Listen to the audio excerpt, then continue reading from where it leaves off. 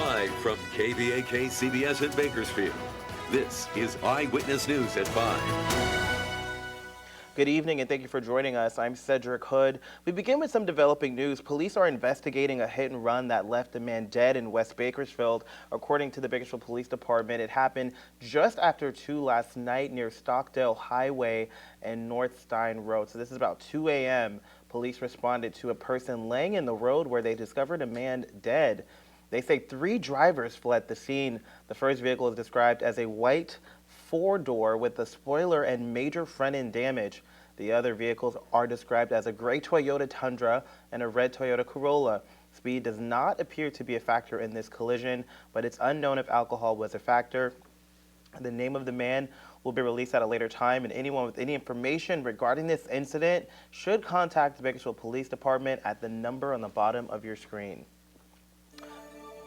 All right, Friday we brought to you a story about a man that was severely injured in an oil rig explosion, and this weekend loved ones gathered in prayer, hoping for the best in this unfortunate situation. And I just thank you, Lord. Family and friends of Leo Andrade stood together outside of Kern Medical. He is going to walk out of here healed and delivered. That's where he's being treated for his severe injuries. It was on Friday morning when the explosion caused Andrade to be thrown from a rig platform, injuring both of his legs. As of now, an investigation is being conducted to determine the cause of the explosion. Andrade's wife Danielle spoke about his current conditions. But right now he's in stable condition. Internal bleeding has been stopped. He's been awake. Danielle and Leo's sister stood strong together while speaking about the kind of person Leo is. He's a good man. He's a selfless, God-fearing, loving man, and he leaded everyone. You know, he's a leader. He's been in this for 25 plus years. He knew what he was doing. Other family members also telling us how close Leo is with his family. We're always there for each other, like no matter what. Like he's really strong. Like that guy has been through a lot. Currently, there is no time frame on his recovery, but Leo's wife says she's grateful for all the community support. We definitely just appreciate all the outpouring love and support that this has gotten, because we know that we have a big, not even our family, but a big oil-filled family behind us. In Kern County, we'll have 3 Christmas events tomorrow night. Shafter Downtown Plaza has their tree lighting and singing tomorrow starting at 6 p.m. and Taft is having their 77th annual Christmas parade honoring their Grand Marshals, also starting at 6 p.m. on Center Street. And the Arvin Christmas Parade starts at 7 p.m. It's going to be cold, but is there going to be rain, Celine? We actually do have a chance for some showers Monday and Tuesday, so there's a chance of seeing some rain during that parade. And today, as we all know, we woke up and we got to see some rain today. It was a very, very nice day. Right now, we're sitting at 55 degrees, and we have a beautiful shot right here on our mountain camera.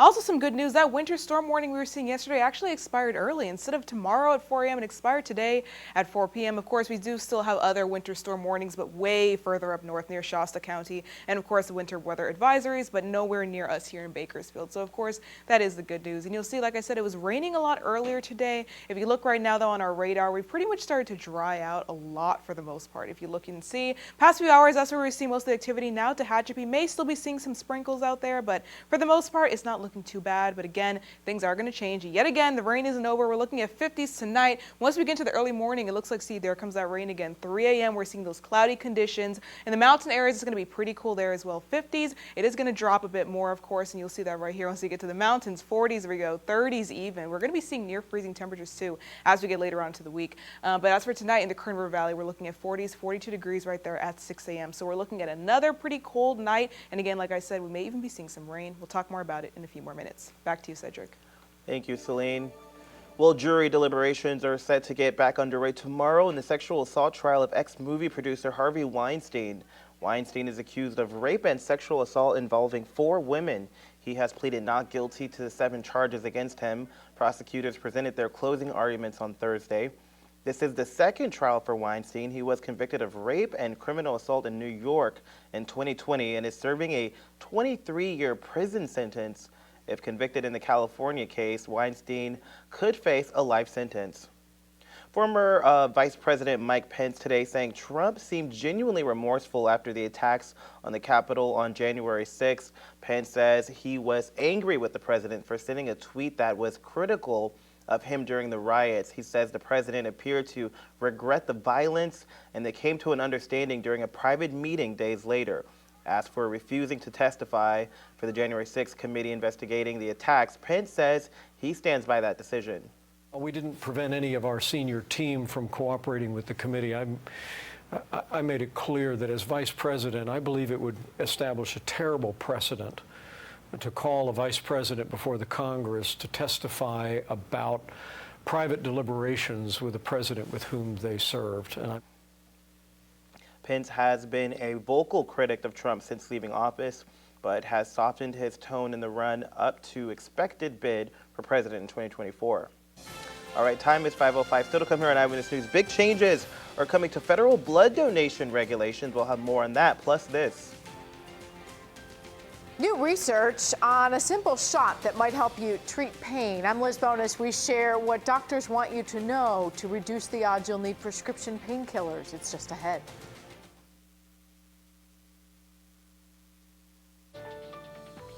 Welcome back. The FDA is moving to ease restrictions on blood donations from gay and bisexual men. Current federal rules prohibit blood banks from collecting donations from men who have been intimate with men in the last 3 months. The administration says it expects to issue updated draft guidance in the coming months. And a cancer research program says Americans have misunderstandings about drinking and its relationship to cancer. Now, researchers from the U.S. National Cancer Institute analyzed the responses of nearly 4,000 people regarding their alcohol consumption and how they thought alcohol increased their cancer risk. They found out 50% of the volunteers reported not being aware of the impact of drinking on cancer chances. The data shows that many also thought alcohol consumption reduced these risks. And new research from the National Institute of Health shows a combo therapy given at your doctor's office really works to treat pain. Medical reporter Liz Bonus explains how it works. Hey there, everybody. In the continued push to reduce the needs for prescription painkillers to lower the risk of addiction, the NIH lending its support now for this new therapy that treats pain right where it hurts. Anytime I lift anything, I'm having a lot of pain. Kelly Winstrup needed this therapy today for a real pain in the elbow. It goes all the way down my arm, to my wrist. Turns out she has a common problem, Dr. Trevor Stefanski confirmed with an x-ray. So that's generally known as tennis elbow. It's also known as lateral epicondylitis. Physical therapy is always his first choice to treat it, so Kelly can get back to the range of motion she does not have now. When we start getting tears in that area or degenerative changes in that area, it can make it painful with wrist extension and gripping. But to help Kelly be able to do that therapy, he also gave her an injection of a combo of medication that really works, according to a new study just released by the National Institutes of Health. It's a mixture between a short-acting and long-acting local anesthetic and a corticosteroid, which is similar to the anti-inflammatory hormones that your body makes. The study found the calming effect of the local anesthetic can provide safe, immediate pain relief and help put Kelly back on the path to long-term healing. The idea is if we can get it to heal back down or at least get back to a baseline, then it may not flare up again, so it should keep it at bay. As for Kelly's eventual goal, I would like to go bowling again. We hope she can go bowling again, too. Dr. Stefanski says it is possible. As the injection fights the pain, she can build up the muscles and grip around it. I'm medical reporter Liz Bonus. Now back to you. All right, got to take care of ourselves, guys. Still to come here on Eyewitness News, the International Space Station has a new power source. We have those details next.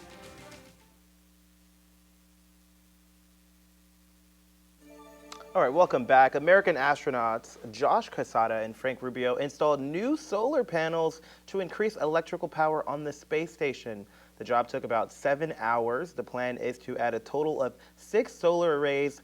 Once operational, they're expected to boost the station's power by more than 30%. Now, fun fact, Celine, Interstellar is one of my favorite movies. Have you seen that? I have seen it. Now, this is Eyewitness News weather. Interstellar is an amazing movie, but I personally wouldn't want to go to space. I don't know what the temperature's like in space, a little too cold for me.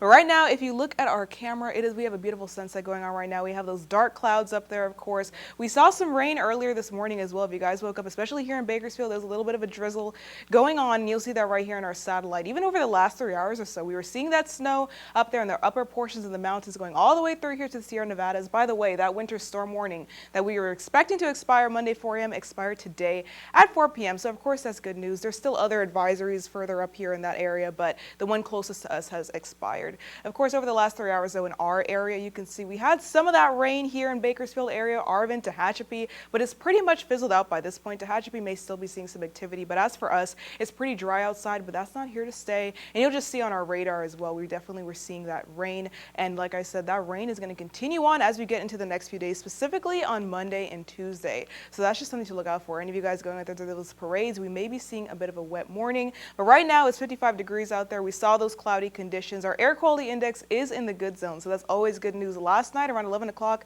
we were in that unhealthy for sensitive group zone, but right now we're at 23, which is always amazing. Humidity at 80% right there, and very, very low winds. So we don't really have much to worry about, which is always a positive thing. Temperatures across the map aren't too cold either. We're looking at low 40s right here in Tehachapi, 60 in Ridgecrest. Coasts are all seeing 50s and 60s, 61 degrees down there, of course, in LA, and 42 in Gorman. We are going to get a lot cooler, though, as we get later on into the evening. But our high today was only 63, with the low being 54. So for the most part, we're right where we should be, just a couple to 2 degrees right there above normal temperatures. We're going to be seeing 50s, though, as we get into this next week. We're really going to see things cool down even more. So tomorrow, Monday, Tuesday, here's what you need to know. We're going to be seeing those scattered showers here and there, especially on Tuesday here in Bakersfield. And of course, we're also going to be seeing some freezing temperatures. The lows on Wednesday are going to be very, very cold in those mountain areas. We're going to be seeing temperatures in the 20s. And of course, Kern River Valley as well. We here in Bakersfield are just going to be slightly above freezing temperatures. We also may be seeing some pretty thick fog too on Tuesday. So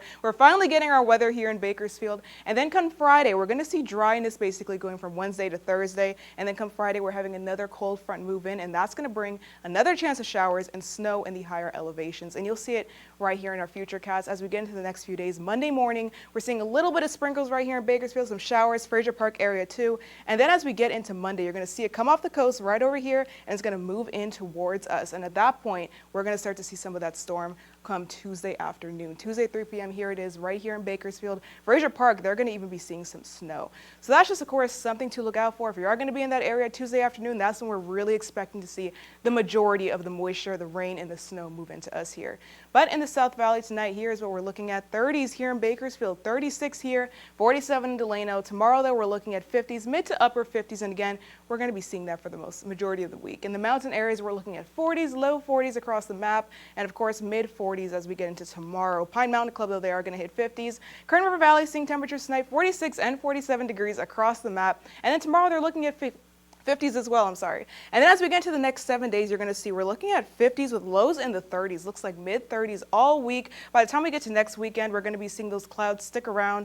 Mountain areas even cooler. We're seeing temperatures in the 40s there with lows 26 degrees right there on Wednesday. We are below freezing in that Tehachapi area and Kern River Valley. You guys are going to be hanging out in the 50s all week. Might even see some rain and snow next Friday. So overall, very, very nice and cool week, but the rain's not done. All right, Celine, keep that rain coming. I'm enjoying it. I'll try. All right, thank you so much. All right, Miles Boynes has your sports after the break. Stay with us.